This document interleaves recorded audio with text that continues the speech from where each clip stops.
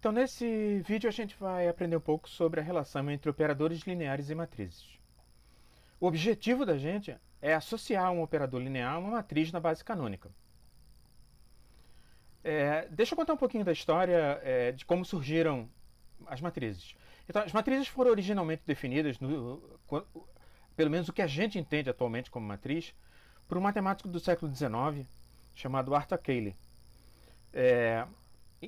Num artigo, o Cayley definiu as matrizes como a gente entende atualmente e as operações de matrizes que a gente está acostumado a usar. Mas, na verdade, o nome matriz e a representação como um quadro de números tinha sido introduzida antes por um amigo do Cayley, Sylvester.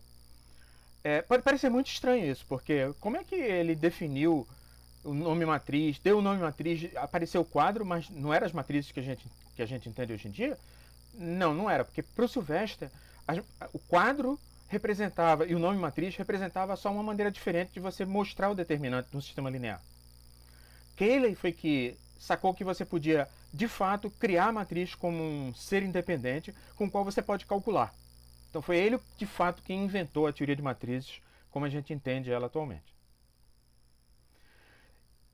Tem um mote que vai acompanhar a gente desse vídeo até o final do curso agora e que é extremamente importante e você nunca pode esquecer, que diz o seguinte: sem base não há matriz de um operador. Então, para que a gente possa, de fato, ter a matriz de um operador linear, é necessário fixar uma base. No nosso caso, a gente está trabalhando apenas com bases ortonormais no momento. Então, para poder ter a matriz de um operador, a gente tem que fixar uma base ortonormal. Então, eu vou começar fixando a notação que a gente vai usar ao longo de todo esse vídeo. Então, ao longo dos próximos slides, epsilon vai denotar, como a gente já usou anteriormente, a base canônica. Lembra que isso significa uma base ortonormal, que eu e você concordamos em usar como padrão. É simplesmente isso, ela não tem nada de especial. É só uma base que eu e você concordamos em usar como padrão. E T vai ser um operador linear do plano. O que isso significa? Isso significa que ele satisfaz as seguintes propriedades. Se você faz T da soma de dois vetores, o que dá como resultado é a soma de cada um das imagens desses vetores. Então, T de V mais W, na verdade, é T de V mais T de W. E se você calcular T de um múltiplo de um vetor, o que isso dá é esse múltiplo, esse mesmo escalar que está multiplicando o vetor, multiplicando a imagem do vetor. Isso naturalmente tem que valer quaisquer que sejam os vetores V e W do plano e lambda um número real. Então, como é que o Cayley definiu a matriz que está associada a um operador linear? Ele fez como a gente vai fazer. Então, imagina que a gente tem um operador linear que seja A1x mais A12y, A21x mais A22y. Então, agora eu estou explicitando quem são as duas coordenadas do operador linear em função das coordenadas do vetor. Bom, Cayley associou a esse operador linear a matriz A1, A12, A21, A22. A gente sempre vai denotar a matriz de um operador linear pelo símbolo que representa o operador entre parênteses e com a base correspondente em subscrito. Então, mais uma vez, a gente só tem a matriz de um operador se a gente tiver a base. Por isso que é tão importante identificar quem é a base. Até porque, mais para frente, a gente vai trabalhar com mais de uma base diferente ao mesmo tempo. Então, para saber se essa matriz é uma matriz que representa o operador nessa base ou naquela base, a gente tem que escrever a base em algum lugar como subscrito. Ou superscrito. No nosso caso, a gente vai usar como subscrito. Como é que essa matriz foi construída? Provavelmente você já sacou a maneira mais fácil de construir, que é a primeira entrada do operador vai para a primeira linha. A segunda entrada do operador vai parar na segunda linha. É claro que a gente remove as variáveis, o símbolo de soma, o que ficam são os coeficientes. Então, os coeficientes da primeira entrada, A1 e A12, vão parar na primeira linha.